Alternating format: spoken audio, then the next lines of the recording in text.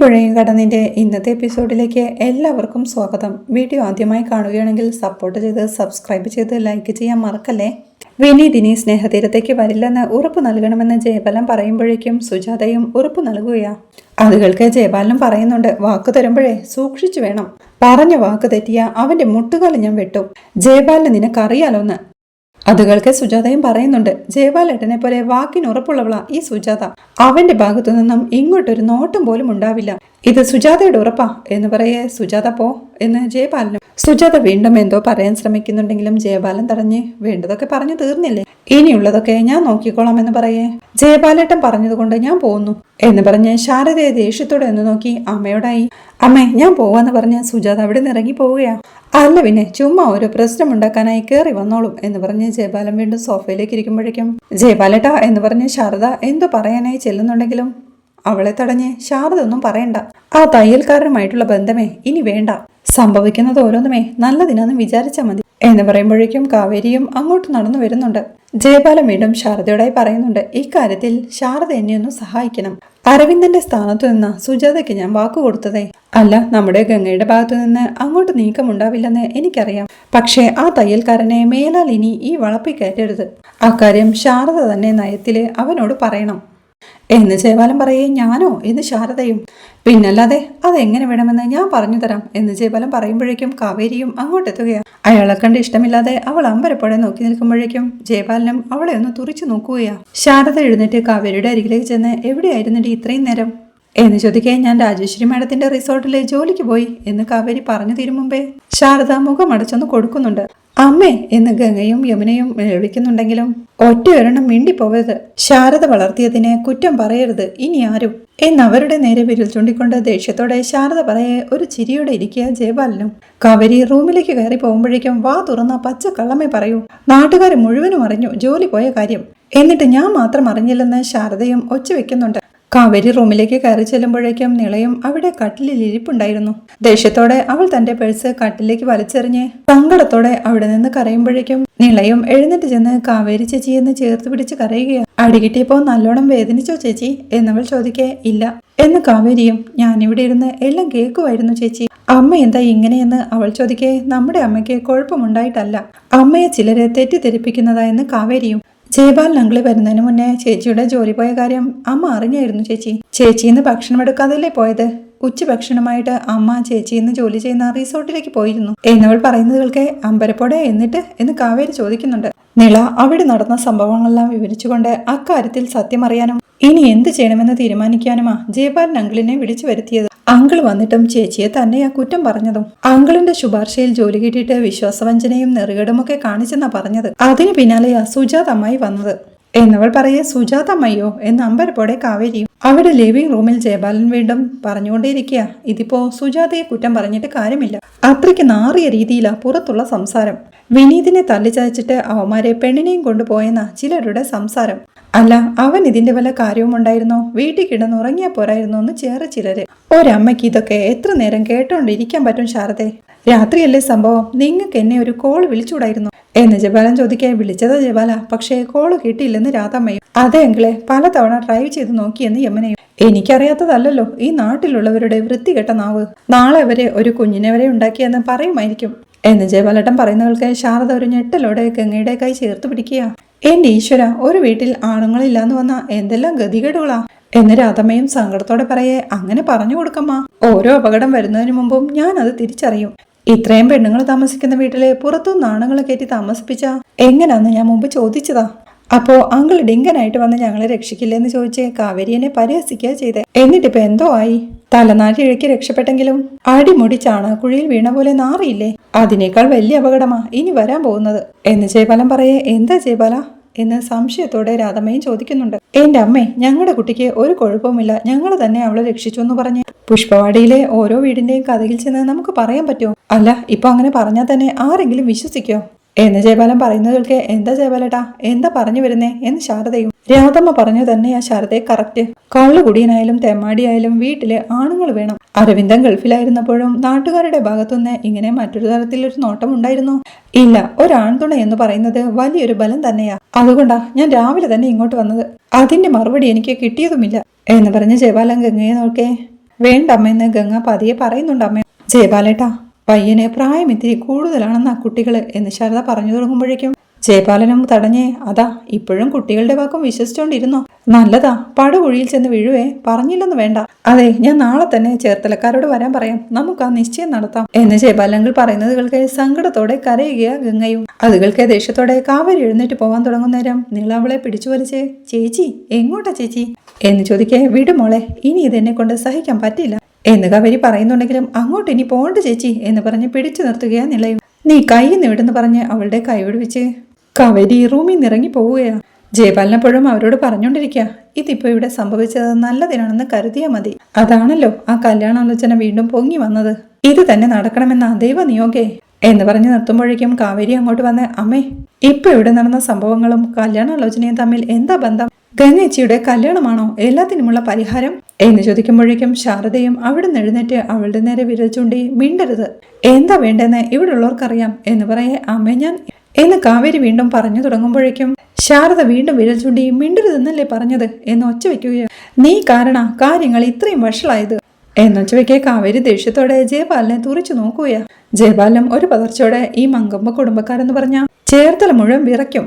അവരുമായി ഒരു ബന്ധുത്വമുണ്ടായ നമ്മുടെ ആൾബലം കൂടുമെന്നേ.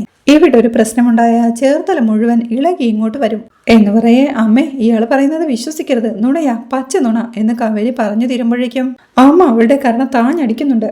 അടി കിട്ടിയ കാവേരി ദേഷ്യത്തോടെ വീണ്ടും ജയപാലിനെ തുറിച്ചു നോക്കുമ്പോഴേക്കും ജയപാലനും പുച്ഛത്തോടെ അവളെ നോക്കിക്കൊണ്ട് നിൽപ്പാ. ശാരദ അപ്പോഴേക്കും ജയപാലനോടായി പറയുന്നുണ്ട്, ജയപാലേട്ടാ, ഇവള് പറയുന്നത് കാര്യമാക്കണ്ട, ജയപാലേട്ടൻ എന്താന്ന് വെച്ചാ തീരുമാനിച്ചോ എന്ന്. കാവേരിയും പരിഭ്രമത്തോടെ അമ്മയെന്ന് വിളിക്കുന്നുണ്ടെങ്കിലും അവളുടെ നേരെ കൈ ചൂണ്ടി ദേഷ്യത്തോടെ താക്കീത് നൽകുകയാ ശാരദയും. ഞാനെന്നാ അവരെ വിളിച്ച് വിവരം പറയാം, ഏറ്റവും അടുത്ത മുഹൂർത്തത്തിൽ നമുക്ക് നിശ്ചയം നടത്താം എന്ന് ജയപാലങ്ങൾ പറയുന്നത് കേൾക്കെ ഒരു ഞെട്ടലോടെ നിൽക്കുകയാണ് ഗംഗയും. അങ്ങനെ ആവട്ടെ ജയപാലേട്ടാ എന്ന് ശാരദ പറയേ, എന്നാ ശരി ശാരദേ, ഞാൻ വിളിച്ചിട്ടെ വിവരം പറയാമെന്ന് പറഞ്ഞ് ജയപാലൻ പോവാൻ തുടങ്ങി. വീണ്ടും തിരിഞ്ഞു നിന്ന് കാവേരിയുടെ അടുത്തേക്ക് ചെന്ന്, പിന്നെ കാവേരി, ആരോടോ എന്തും സംസാരിക്കുമ്പോ ഒന്ന് ആലോചിച്ചു വേണം, അതുപോലെ തന്നെ വേണം പ്രവൃത്തിയും. എടുത്തുചാട്ടം കൊണ്ടേ നിനക്ക് ദുഃഖം മാത്രമേ ഉണ്ടാവൂ. ഈ മൂത്തവർ ചൊല്ലും മുതുനെല്ലിക്ക എന്നൊക്കെ കേട്ടിട്ടില്ലേ? ഓ, നിങ്ങൾ ജെൻസി പിള്ളേർക്ക് ഈ നെല്ലിക്ക എന്താന്ന് പറഞ്ഞാൽ അറിയത്തില്ലല്ലോ അല്ലേ?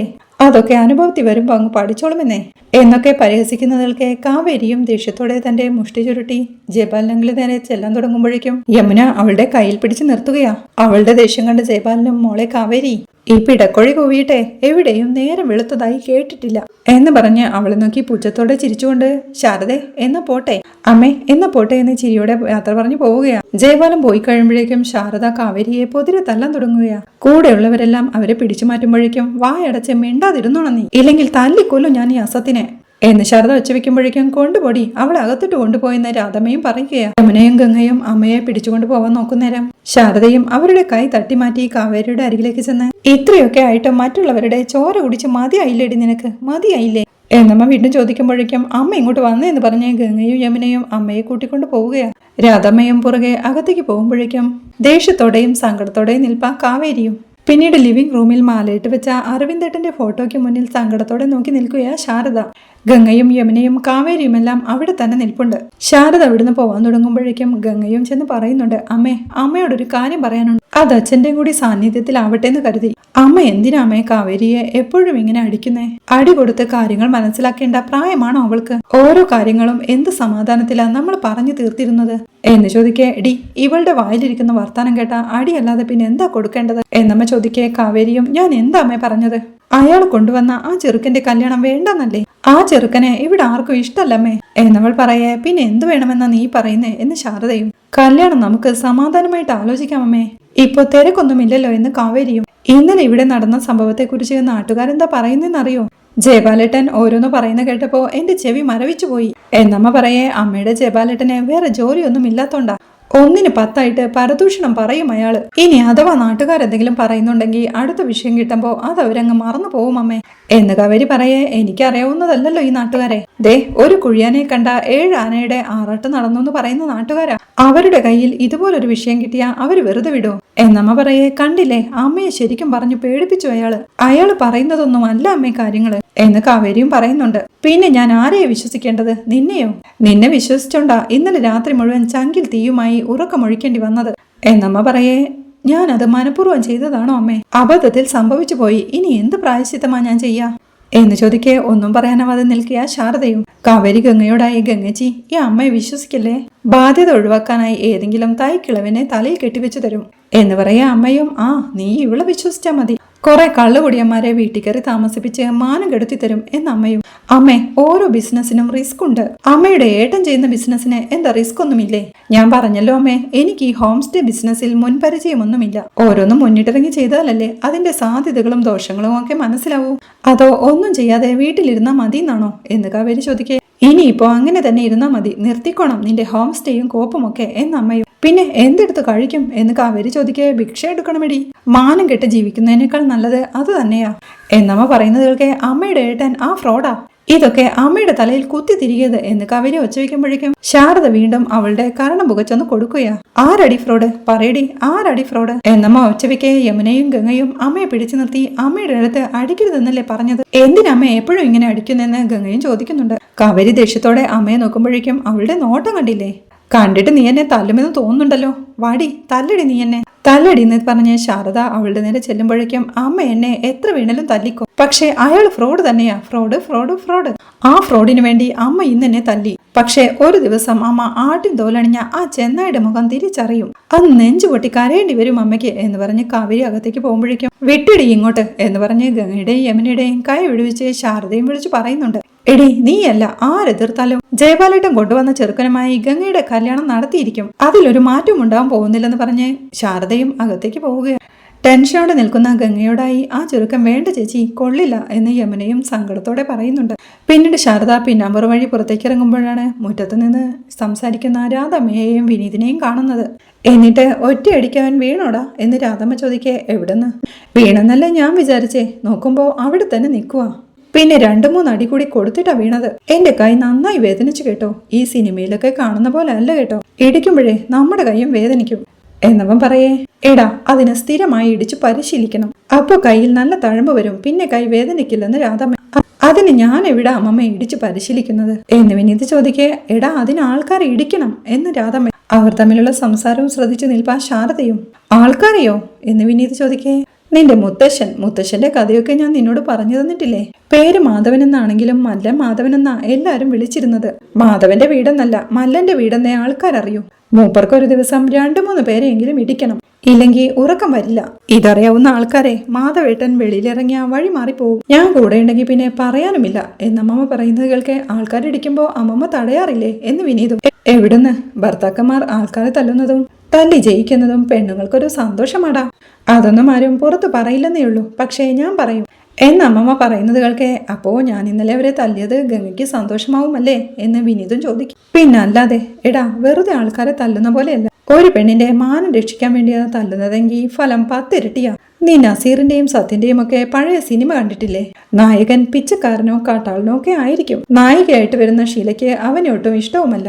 അപ്പോഴായിരിക്കും ബാലങ്കെ നായരോ ടി ജെ രവിയും ഒക്കെ അവളെ ഉപദ്രവിക്കാൻ ചെല്ലുന്നത്. നായകൻ വില്ലനെ അടിച്ചു ശരിയാക്കിയിട്ട് നായികയെ മാനഭംഗത്തിൽ നിന്ന് രക്ഷിക്കും.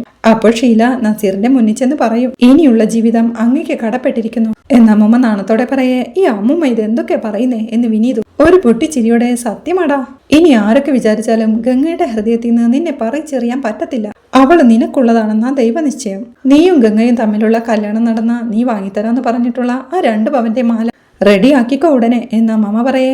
അതൊക്കെ എപ്പോഴേ റെഡിയാ എന്ന് വിനീതു. അമ്മമ്മ വീണ്ടും പറയുന്നുണ്ട്, നിനക്കറിയാലോ നിങ്ങളുടെ ഈ ബന്ധം സുജാത എതിർക്കും, അതുപോലെ ആ ജയപാലൻ ഇന്നിവിടെ വന്ന് എന്തൊക്കെയോ കുത്തിത്തിരിപ്പ് ഉണ്ടാക്കിയിട്ടുണ്ട്. മറ്റേ ചെറുക്കനെ കൊണ്ടുവന്നത് അവനാണല്ലോ, എന്ത് സംഭവിച്ചാലും നീ പതറാൻ പോവരുത്, ഗംഗയുടെ മനസ്സ് നിനക്കൊപ്പമാടാ, അത് മാത്രം വിചാരിച്ചാൽ മതി എന്ന് രാധമ്മ പറയുമ്പോഴേക്കും ശാരദയും അവരുടെ അടുത്തേക്ക് നടന്നു നീങ്ങുകയാ. ഇനി ഒരു നിവൃത്തിയുമില്ലെങ്കിൽ അവളെയും കൊണ്ട് ഒളിച്ചോടണമെടാ, എന്റെ മാധവേട്ടൻ എന്നെയും കൊണ്ട് ഒളിച്ചോടുമായിരുന്നു എന്ന് രാധമ്മ പറയുമ്പോഴേക്കും അമ്മ എന്ന് വിളിച്ച് ശാരദയും അങ്ങോട്ട് വരികയാണ്. അമ്മയ്ക്ക് ജോലിയൊന്നുമില്ലേ എന്ന് ശാരദ ചോദിക്കേ. എനിക്കെന്തുവാടി ജോലി, ഭക്ഷണം കഴിക്കണം, മരുന്ന് കഴിക്കണം, ഉറങ്ങണം, പിന്നെയും ഭക്ഷണം കഴിക്കണം, മരുന്ന് കഴിക്കണം, ഉറങ്ങണം എന്നാ രാധമ്മ പറയുന്നത് കേൾക്കെ. എന്നാ പിന്നെ അതിലേതെങ്കിലും ഒന്ന് പോയി ചെയ്യേ എന്ന് ശാരദയുടെ ദേഷ്യത്തോടെയുള്ള വർത്തമാനം കേട്ട് അമ്മയുടെ മൂഡ് ശരിയല്ലെന്ന് തോന്നുന്നു എന്ന് വിനീതും പറയുന്നു. അമ്മയോട് അകത്ത് പോവാനാ പറഞ്ഞ് എന്ന് സ്ട്രിക്റ്റായി ശാരദ പറയുമ്പോഴേക്കും രാധമ്മയും അകത്തേക്ക് പോവുകയാണ്.